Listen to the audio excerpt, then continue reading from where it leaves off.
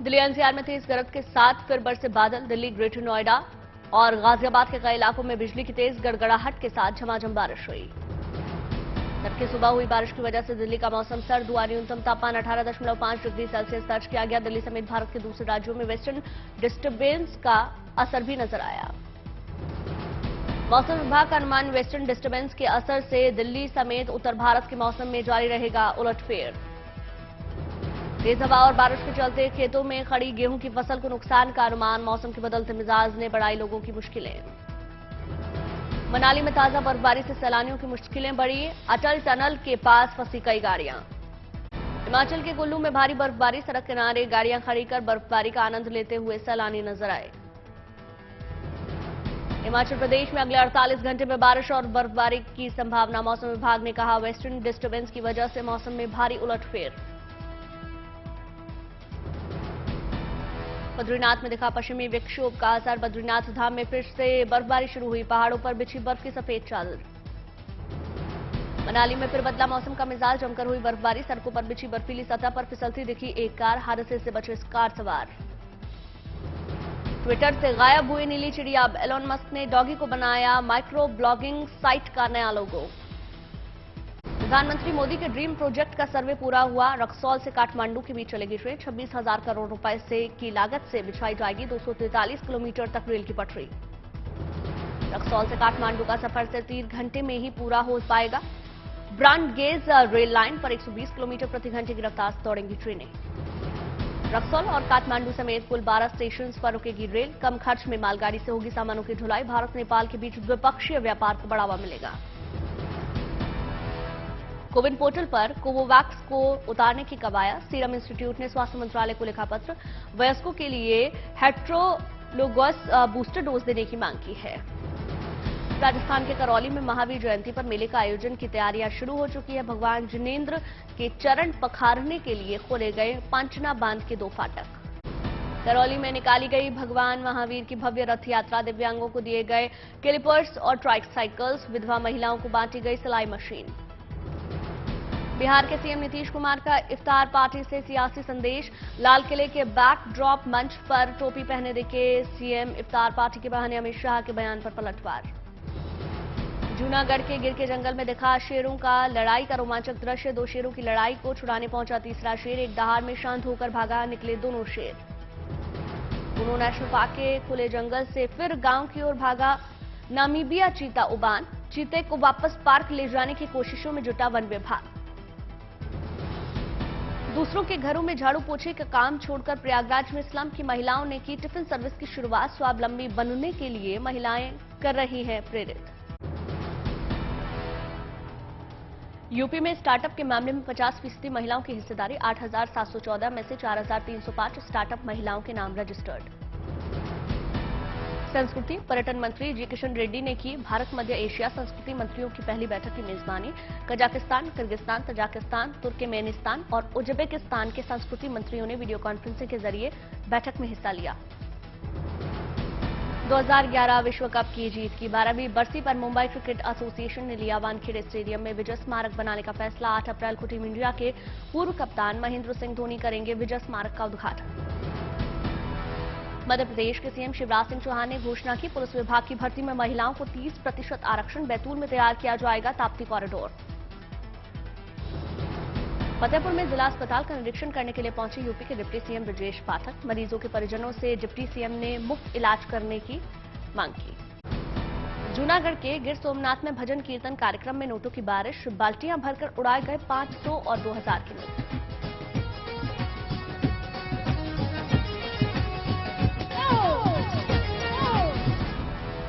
राजस्थान के टोंक में पुलिस की 111 टीमों ने उड़ाई बदमाशों की नींद। बदमाशों को पकड़ने के लिए 30 घंटे तक चलाया गया ऑपरेशन सुदर्शन। 1074 बदमाशों को खिलाई हवालात की हवा। भिवानी दौरे के दौरान हरियाणा के सीएम मनोहर लाल खट्टर ने बवानीखेड़ा में जनसंवाद कार्यक्रम में हिस्सा लिया। सुनी लोगों की समस्याएं। भिवानी दौरे के दौरान बापोड़ा गांव पहुंचे मुख्यमंत्री मनोहर लाल खट्टर। शहीद मथन सिंह के परिवार से मुलाकात की।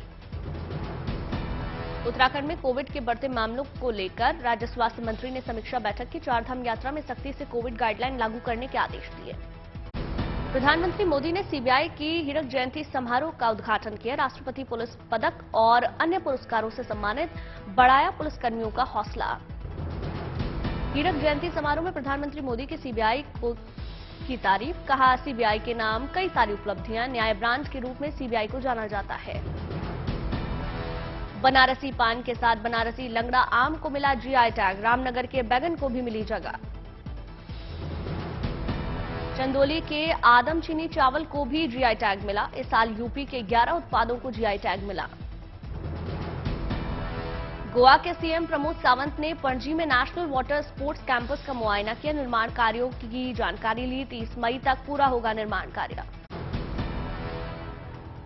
राहुल गांधी को सूरत सेशन कोर्ट से मिली जमानत। मानहानि केस में अब 13 अप्रैल को होगी अगली सुनवाई।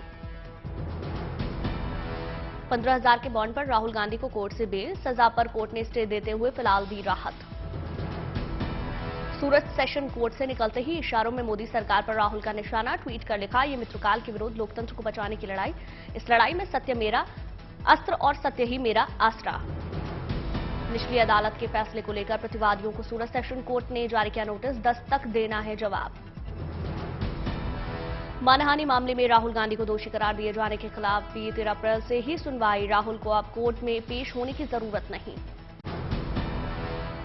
सूरत कोर्ट में सुनवाई के बाद बस से निकले राहुल गांधी, साथ में प्रियंका गांधी वाड्रा भी मौजूद रही। समर्थकों का शुक्रिया किया। सूरत से दिल्ली लौटे राहुल गांधी आगे की रणनीति पर अब करेंगे मंथन।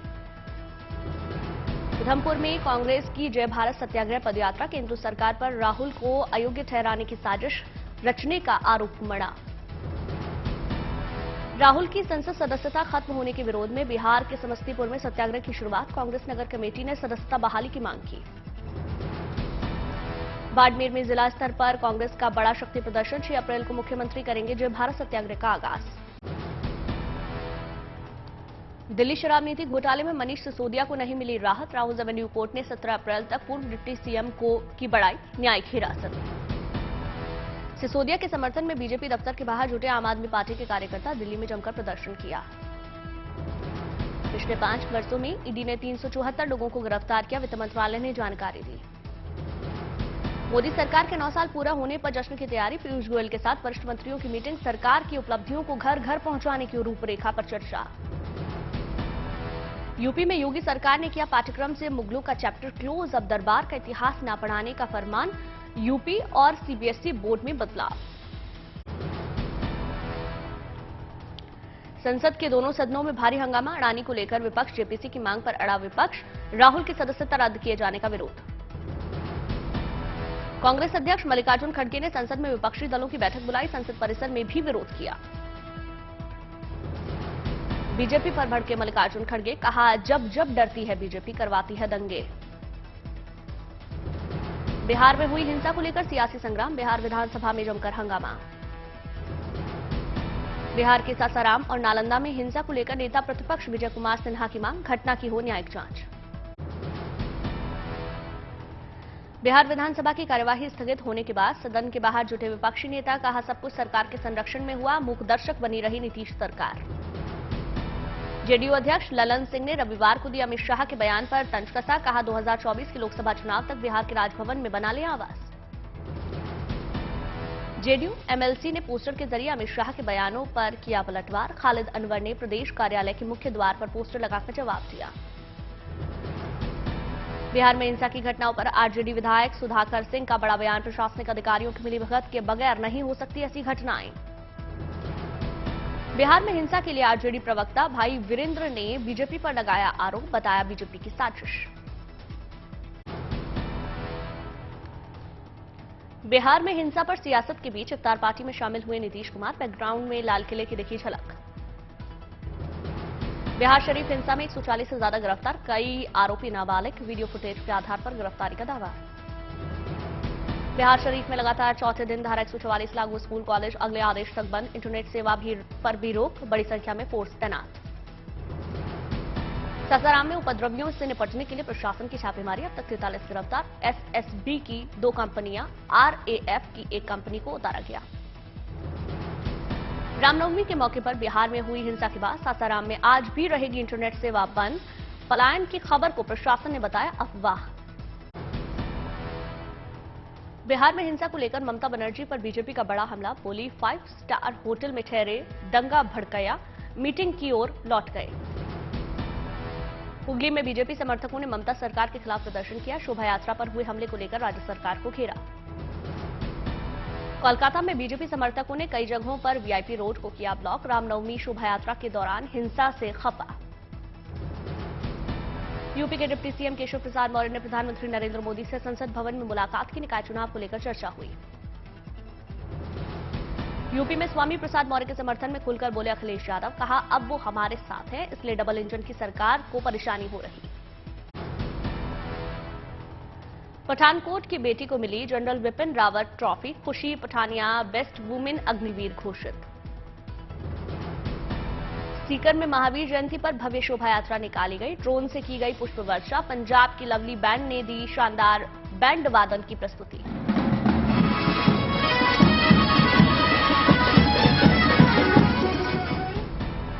जमशेदपुर में महावीर जयंती पर दिखा आस्था का सैलाब। ऊंट और घोड़ों पर निकाली गई भव्य झांकी। पाली में महावीर जयंती पर पर्यावरण बचाने का संदेश। इलेक्ट्रिक स्कूटर पर निकाली गई शोभा यात्रा। पुरुषों ने किया कच्छी घोड़ी नृत्य। झालावाड़ में महावीर जयंती पर जैन समाज ने निकाली भव्य शोभा यात्रा। भारी संख्या में महिलाएं, बच्चे और पुरुष शामिल हुए।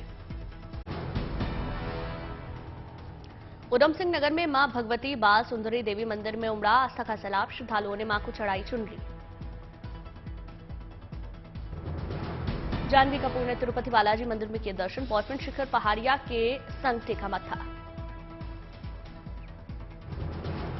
विजयवाड़ा में पूर्व एथलीट पीटी उषा के सम्मान में कार्यक्रम का आयोजन हुआ। खेल संघ से जुड़े अधिकारियों ने फूलों की माला पहनाई। विजयवाड़ा में शांति और अहिंसा के लिए आईआईएफएल जीतो अहिंसा रन कार्यक्रम आयोजित किया गया, जिसमें पूर्व एथलीट पीटी उषा शामिल हुई। घाटी की महिलाओं को आत्मनिर्भर बनाने की एनजीओ ने शानदार पहल की। बांदीपोरा जिले में एहसास ट्रेनिंग सेंटर में सिलाई कढ़ाई सीख रही महिलाएं। हेलीकॉप्टर से 3000 रुपए में हो रहे अयोध्या दर्शन। 7 मिनट में श्रद्धालु राम जन्मभूमि के दर्शन कर रहे। त्रिपुरा के मुख्यमंत्री मानिक साहा ने अगरतला में G20 सम्मेलन का उद्घाटन किया। 14 देशों के प्रतिनिधिमंडल G20 समिट में शामिल हुए। पटना के दीपक कुमार युवाओं के लिए प्रेरणा बन रहे। नौकरी छोड़कर मशरूम की खेती से लाखों रुपए कमा रहे। सीएम मनोहर लाल खट्टर ने भिवानी के धनाना गांव में ग्रामीणों से किया जनसंवाद। Golden girl boxer Neetu Ghanghas को विश्व चैंपियन बनने की बधाई दी। समस्तीपुर रेल मंडल ने बिना टिकट यात्रा कर रहे यात्रियों से वसूले 58 करोड़ रुपए, बंपर कमाई की। चारधाम यात्रा के लिए बद्रीनाथ पहुंचा श्रद्धालुओं का जत्था। 25 अप्रैल को केदारनाथ का और 27 अप्रैल को बद्रीनाथ के कपाट खुलेंगे। मुंबई में भारत का दूसरा सबसे बड़ा गुंबद मरम्मत के बाद तैयार। पहले चरण का काम पूरा, 3 चरणों का काम होना अभी बाकी। गया के प्रधान मेहरे खानल की नेक पहल। पुरस्कार में मिले रुपयों से खरीदी एम्बुलेंस। बीएचयू के प्रोफेसर बने महात्मा गांधी केंद्रीय विश्वविद्यालय के कुलपति। काफी समय बाद स्थायी कुलपति के चयन से चंपारण वासियों की जगी उम्मीद। मुजफ्फरनगर में 40 एकड़ में बनेगा यूपी का पहला काउ सेंचुरी। केंद्रीय राज्य मंत्री संजीव बालियान ने काउ सेंचुरी की नींव रखी। गुरुग्राम पहुंची हरियाणा महिला आयोग की अध्यक्ष रेणु भाटिया। महिलाओं से जुड़े अपराध के मुद्दों पर चर्चा की गई। भरतपुर में राइट टू हेल्थ बिल के खिलाफ डॉक्टरों का विरोध। 23 निजी अस्पतालों ने चिरंजीवी और आरजीएचएस योजना को लागू करने से मना किया। भुवनेश्वर में सरकारी शिक्षकों ने किया प्रदर्शन। राज्य सरकार से मांगी पूरी करने की गुहार। समस्तीपुर हत्याकांड में न्याय को लेकर 7वें दिन भी भूख हड़ताल जारी। अनशनकारियों की तबियत बिगड़ी। सहरसा में पूर्व सैनिकों ने पेंशन वृद्धि के साथ पेंशन से जुड़ी कई मांगों को लेकर प्रदर्शन किया। डीएम को ज्ञापन सौंपा। पठानकोट में बैराज प्रोजेक्ट के तहत 31 अक्टूबर तक तैयार हो जाएगा शाहपुर कंडी बांध। पंजाब के मुख्य सचिव ने निर्माण कार्यों का जायजा लिया। गुरदासपुर में रेलवे ट्रैक पर ट्रैक्टर खड़े कर संघर्ष तेज करने का ऐलान किसानों ने किया।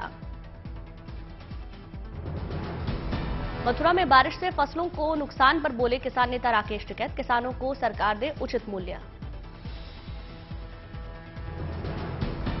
बस्तर में चौसा पावर प्लांट के विरोध में हाईवे पर बैठे किसान, कहा नहीं मानी गई मांग तो होगी बड़ी कार्रवाई। सोनीपत में बेमौसम बारिश से फसलों को नुकसान, सरकार के खिलाफ सड़कों पर उतरे किसान।